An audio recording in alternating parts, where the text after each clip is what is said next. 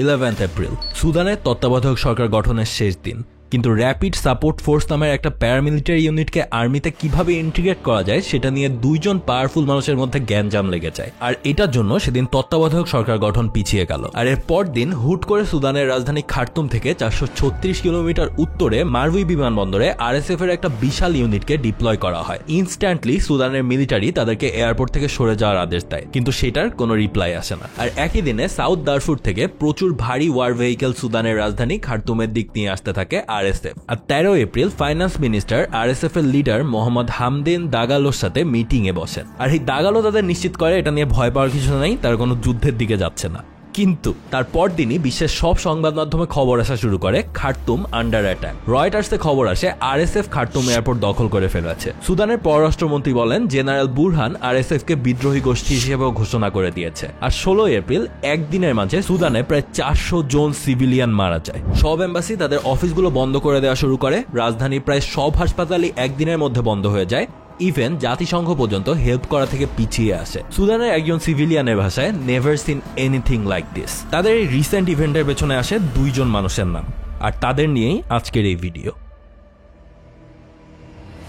A violent power struggle between Sudan's rival military forces has entered its third week.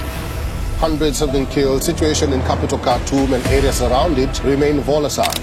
Clashes between Sudan's military and its biggest paramilitary bloc will devolve into civil war.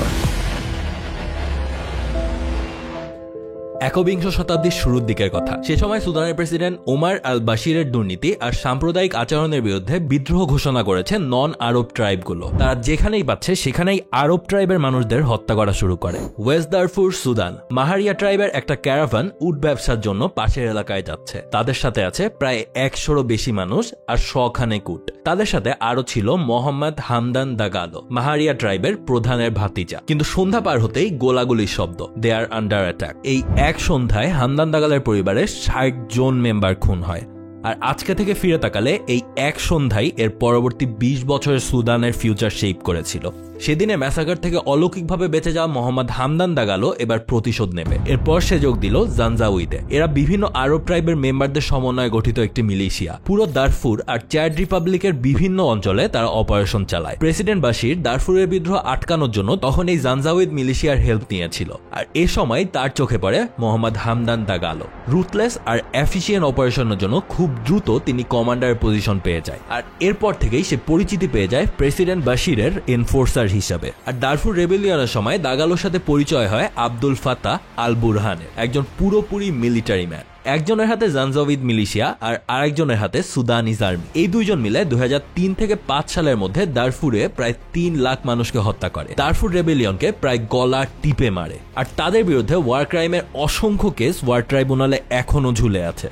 কিন্তু সময়ের সাথে এই দুইজন কিন্তু আস্তে আস্তে ভাই ব্রাদারের মতো সম্পর্ক হয়ে যায়। বুরহান আর দাগালো হয়ে ওঠে বাশিরের ডান হাত আর বাম হাত। যেখানে কোনো বিদ্রোহের সম্ভাবনা সেখানেই ওদের পাঠিয়ে হিসাব ছাড়া খুন করা, জোর করে অতিরিক্ত ট্যাক্স কালেক্ট করা, এমনকি পলিটিক্যাল অপোনেন্টদের ভয় দেখানো সহ যত ধরনের কাজ করা যায় সবই তারা দুইজন মিলে করছে। সুদানের প্রেসিডেন্ট ওমার আল বাশিরের কাছের মানুষ হয়ে ওঠা দাগালো 2013 সালে জানজাউইদ মিলিশিয়ার একটা অংশকে নিয়ে ফর্ম করে আরএসএফ বা র্যাপিড সাপোর্ট ফোর্স। এই আরএসএফ কে চিনতে হলে আমাদের আগে জানতে হবে এই জানজাউইদ কারা।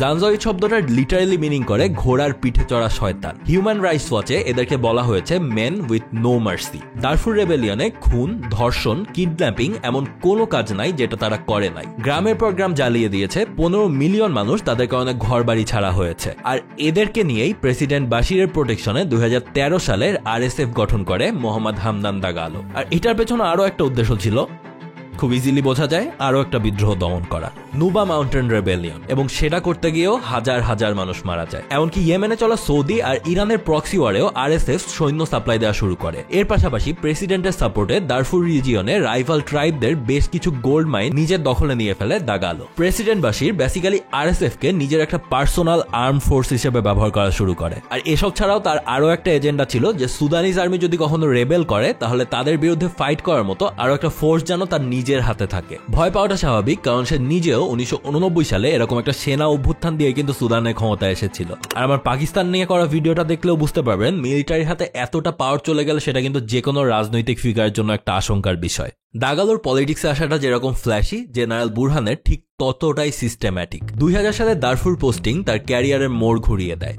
দারফুর বিদ্রোহ খুব বাজেভাবে দমনের পর 2008 সালে তিনি দারফুরের সুদানিস মিলিটারি রিজিওনাল কমান্ডার হিসেবে প্রমোটেড হন। দাগালো যেখানে দারফুরের পরেও আরো অজস্র গ্যাঞ্জামে হাত দিয়েছিল, বুরহান সেরকম কিছুই করে নাই। এমনকি সে নিজের ইমেজ এতটাই ক্লিন করে ফেলে যে ইন্টারন্যাশনাল ট্রাইব্যুনালে দারফুর জেনোসাইডের জন্য বাশির আর টপ মিলিটারি জেনারেলদের দায়ী করা হলেও তাকে নিয়ে সে সময় কোনো কথাই ওঠেনি। আর এই জিনিসটা সে করে তার পলিটিক্যাল অ্যাম্বিশন থেকেই। 2019 সালের মধ্যে সে জর্ডান, মিশর এমন বেশ কয়েকটা দেশে মিলিটারি ট্রেনিং এর জন্য ঘুরে বেড়ায়, আর এর মধ্যেই তাকে মিলিটারি চিফ অফ স্টাফ করা হয় 2018 সালে। 2019 সালে প্রেসিডেন্ট আল বাশিরের বিরুদ্ধে জনগণের বিদ্রোহ চূড়ান্ত পর্যায়ে চলে গেলে এরপর বুরহান আর দাগালো এবার সাইড চেঞ্জ করে ফেলে। জনগণের আন্দোলন ছিল ডেমোক্রেসির জন্য, আর এই আন্দোলনে আসল লিড দিচ্ছিল প্রেসিডেন্ট বাশিরেরই ডিফেন্স মিনিস্টার আওয়াদ ইবনে আউফ। বাশিরের পতনের পর তার হাতেই ক্ষমতা যায় এবং সে বলে 2 বছরের জন্য মিলিটারি ক্ষমতায় থাকবে এবং নির্বাচনের পর ক্ষমতা বিজয় পার্টিকে দিয়ে দেওয়া হবে। কিন্তু 30 বছর ধরে মিলিটারি শাসন চলা একটা দেশের মানুষ আর তাদের মিলিটারিকে ভরসা করতে পারে নাই। আর এই কারণে আওয়াব ইবনে আউফের ট্রানজিশনাল মিলিটারি কাউন্সিল বা টিএমসি বেশি দিন টেকে নাই। অল্প কয়েকদিনের মধ্যেই তাকে সরিয়ে জেনারেল বুরহানকে টিএমসি এর হেড করা হয়। তবে বুরহানও টিএমসিতে কোনো সিভিলিয়ান আনতে চাচ্ছিল না, কিন্তু ইন্টারন্যাশনাল প্রেসারে পড়ে তাকে টিএমসি বন্ধ করে সোভারেন কাউন্সিল বা এসসি তৈরি করা লাগে, যেটা হাফ মিলিটারি এবং হাফ সিভিলিয়ান একটা অন্তর্বর্তীকালীন সরকার ছিল। এবং কথা ছিল 2 বছরের মধ্যেই তারা ইলেকশন করে ক্ষমতাটা হস্তান্তর করবে। আর এটা করে বেসিক্যালি 2 বছরের জন্য সুদানের হেড হয়ে গেলেন জেনারেল বুরহান আর তার ডেপুটি মোহাম্মদ হামদান দাগালো। এই জেনারেল বুরহানকে নিয়ে রিসার্চ করতে গিয়ে দেখলাম যে আপনারা যা অ্যানিমে দেখেন সেখানে ক্যারেক্টার ডেভেলপমেন্ট আর্ক বা এই টাইপের একটা জিনিস থাকে না, এই বুরহানের জীবনে কিন্তু পুরোপুরি সেটা ঘটেছে। 2015 থেকে 2019 পর্যন্ত পুরো একটা ক্যারেক্টার ডেভেলপমেন্ট আর্কের মধ্যে দিয়ে গেছেন তিনি দেশের সব রকমের বাজে কাজ থেকে নিজেকে দূরে সরিয়ে রেখেছেন, মিশরে গিয়েছেন আর সেখানে মিলিটারি কলেজে তার সমসাময়িক সব টপ জেনারেলদের সাথে ট্রেনিং নিয়েছেন। জর্ডান, ইয়েমেনে ঘুরেছেন, ইউএই, সৌদি আরবের মতো বড় বড় দেশের নেতাদের সাথে আড্ডা দিয়েছেন, এমনকি মিশরের সাথে সুদান আর্মির জয়েন্ট সামরিক মহড়ায়ও ব্যবস্থা করেছেন। 2015 সালে ইরানের সুদানিস ট্রুপ ডিপ্লয়মেন্টের পুরো দায়িত্বই ছিল তার হাতে। আর এইদিকে ওই সময় দাগালো ইয়েমেনের সৈন্য সাপ্লাই দিচ্ছিল। সো সৌদি আর তার অ্যালাই দেশগুলোরও খুব একটা ফেভারেবল পজিশনে ছিল এই দুইজনই। অনেক অ্যানালিস্টের মতে সৌদি, মিশর, কাতার সহ অনেক দেশগুলোই তাদেরকে সাহস দিয়েছিল বশিরের বিরুদ্ধে বিদ্রোহ করার জন্য। আর এই দেশগুলো সাপোর্টের জোরেই 2021 সালে বুরহান আর দাগালো তাদের নিজেদের এসসির বিরুদ্ধেই বিদ্রোহ করে বসে এন্ড ক্ষমতা নিজেরা দখলে নিয়ে নেয়। কিন্তু তাদের এই ক্ষমতা দখলের পেছনে কোনো সলিড রিজন তারা দেখাতে পারেনি, আর এই কারণে ইন্টারন্যাশনাল প্রেসার আসা শুরু করে এইবার। অন্যদিকে দেশের অর্থনীতির অবস্থাও বেশ খারাপ, এই কারণে আরো একটা আন্দোলন যে কোনো সময় লেগে যেতেই পারে। এর মধ্যেই 2022 সালের জুলাইয়ে বুরহান ঘোষণা দিলেন একটা পলিটিক্যাল রেভলিউশনের। যারা যারা অংশগ্রহণ করতে চায় সবাইকে নিয়ে কোয়ালিশন ফর্ম করবেন। আর এই সময়ে বুরহানের পলিটিক্যাল এক্সপার্টরা তাকে বলে যে আরএসএফ এর দিকে নজর দেওয়া লাগবে। এতক্ষণে বুঝে গিয়েছেন এই বুরহানের উত্থান যতটুকু সিস্টেমেটিক ছিল, দাগালোর উত্থান কিন্তু ঠিক ততটাই ড্রাস্টিক আর ভয়ঙ্কর। দাগালো খুবই অ্যাম্বিশাস একটা মানুষ, আর এতদিনে পলিটিক্যাল হায়ারার্কিতে অনেকেই ছিল তার উপরে, বাট এখন জাস্ট একজন মানুষ আছে, বুরহান। জেনারেল বুরহান যত জায়গায় তার লিঙ্ক লবিং করেছেন সব জায়গাতেই তার নামের সাথে এই দাগালোর নাম কিন্তু যুক্ত ছিল। সো রিজিওনাল পলিটিক্সে সে অলরেডি খুবই চেনা একটা নাম। সিদ্দিক কাফি, যিনি সভেরেন কাউন্সিলের একজন সিভিলিয়ান মেম্বার ছিলেন, তিনি বলেন 2021-এর আগে এই দুইজনের মধ্যে কোনো জ্ঞানজামি ছিল না, কিন্তু বুরহান ক্ষমতায় আসার পরই সাবেক প্রেসিডেন্ট বাশিরের অনেক কাছের লোকদেরকেই তিনি আবার আগের পদে নিয়োগ দেওয়া শুরু করেন। আর এই জিনিসটাই দাগালোর মনে সন্দেহ তৈরি করে, কারণ হিস্ট্রিক্যালি সুদানের পলিটিক্যাল হাই পোস্টে সবসময় খার্তুম বা নীল নদের আশেপাশের এলাকা থেকে মানুষগুলো নেওয়া হতো, যাদের বলা হয় নাইল এলিটস। অন্যদিকে দাগালোর জন্ম এবং বেড়ে ওঠা দারফুরে, এমনকি তাকে নাকি এলিটরা মজা করে কান্ট্রি বাম্পকিন্স নামেও ডাকতো। ইয়াস, সুদানেও পলিটিক্যাল ক্ষেত্রে রেসিজম। আর এতক্ষণে একদম সহজ ভাষায় বলতে গেলে যে এই দাগালো কিন্তু মূলত সুদানের এলিটরা যে অঞ্চলে সেই অঞ্চলের মানুষই না, আর এই কারণেই তাকে ভবিষ্যতে পলিটিক্যাল পাওয়ার পজিশনে দেয়া হবে কিনা এই ভয় তার মধ্যে ছিল। আর এই কারণেই তারপর থেকেই দাগালো নিজেকে সুদানের প্রান্তিক মানুষজনদের একটা মুখপাত্র হিসেবে তৈরি করার চেষ্টা করে। একসময় যেই সব রেবেল গ্রুপদের তারা আরএসএফ ধরে ধরে মারতো তাদের সাথে বন্ধুত্ব করার চেষ্টা করে, আর যেই কারণে দারফুর, সাউথ কোর্দোফান এই রিজিয়নগুলোতে তার ইনফ্লুয়েন্স আস্তে আস্তে বাড়তে থাকে। আর এদিকে বুরহান হিসাব করলেন দাগালোকে কন্ট্রোল করার ইজিয়েস্ট উপায় হবে আরএসএফ কে কন্ট্রোল করা। এই অ্যানালিসিসটা কিন্তু আমার নিজের, কারণ তারা নিজেরা কখনোই এই সরাসরি এই স্টেটমেন্টগুলো দিবে না, যেটা খুবই স্বাভাবিক, কিন্তু বিভিন্ন নিউজ আর্টিকেল আর বিভিন্ন রিসার্চ পেপার পড়ে কিন্তু এরকমই মনে হয়েছে তার স্টেপগুলো। আরএসএফ কিন্তু আফটার অল একটা প্যারামিলিটারি ফোর্স, আর এই কারণে ওদেরকে মিলিটারি যেই সুবিধাগুলো পায় সেগুলো আসলে দেয়া যায় না, যার কারণে দাগালো সবসময় চাইতো আরএসএফ কে মিলিটারি একটা উইং হিসেবে এস্টাবলিশ করতে। কিন্তু বুরহান বলে দিলেন এই কাজ এখনই করা যাবে না, এই কাজ করতে মিনিমাম 2 বছর লাগবে, অর্থাৎ লেগে গেল গ্যাঞ্জাম। আর্মি যেন কি মনে করে লোকাল মিডিয়াতে বলে গেল আরএসএফ কে সাবধানে থাকতে। আর এদিকে আরএসএফ যারা আস্তে আস্তে তাদের ফোর্সকে ব্যারাকে নিয়ে যাচ্ছিল, আবার সুদানের রাজধানী খার্তুমে ডিপ্লয় করা শুরু করে দেয়। কিন্তু সিচুয়েশন হুট করেই আরো খারাপ হয়ে যায় যখন হুট করেই আরএসএফ মারুই শহরের মিলিটারি এয়ার বেজে সৈন্য পাঠানো শুরু করে। মিলিটারি একদম সরাসরি বলে দেয় যে তারা ইলিগাল কোনো কাজ করছে, আর এটার জন্য তাদের সেখান থেকে সরে যাওয়ার আদেশ দেয়, কিন্তু আরএসএফ আর মানে না। এদিকে দাগালোকে বহুবার বোঝানোর চেষ্টা হয়েছে যে এসব যুদ্ধ করে কোনো লাভ নাই, তোমরা দুইজন মিটিং এ বসো। তিনি স্বীকারও করেছেন যে হ্যাঁ সবই বুঝছি, আমরা কোনো যুদ্ধ করব না আসলে, কিন্তু তার অ্যাক্টিভিটি অন্য কথা বলে। মূলত মারওয়ে বিমানবন্দরে সৈন্য ডিপ্লয় করাটা জেনারেল বুরহান একটুও ভালো চোখে দেখেনি। এপ্রিলের 15 তারিখ সকাল 9টায় আরএসএফ খার্তুম আক্রমণ করে বসে, আর এরপর থেকেই আর্মড কনফ্লিক্ট আস্তে আস্তে ছড়িয়ে পড়তে থাকে। আরএসএফ এর কোনো এয়ারক্রাফট নাই, আর সেই সুযোগটা নেয়ার পূর্ণ চেষ্টা চালাচ্ছে সুদান আর্মি, কিন্তু আরএসএফ এর আবার প্রচুর অ্যান্টি এয়ারক্রাফট গান আছে, তো বিষয়টা আসলে সমানে সমানই বলা যায়। এখন আরএসএফ অ্যাটাক করছে তাদের রাজধানীতে, আর সুদান আর্মি এয়ারক্রাফট নিয়ে সারা দেশে ছড়িয়ে ছিটিয়ে থাকা আরএসএফ এর বেসগুলোতে অ্যাটাক করে বেড়াচ্ছে। এমনকি ওয়ার্ল্ড ফুড প্রোগ্রামের 3 জন মেম্বার সুদানের এই ক্ল্যাশে মারা গিয়েছে, আর এই কারণেই তারা ব্যাপক প্রেসারে পড়ে 3 ঘন্টার জন্য সিজ ফায়ার ঘোষণা করে, আর এই সময়ে সব বিদেশিদের সুদান থেকে বের হয়ে যেতে বলা হয়।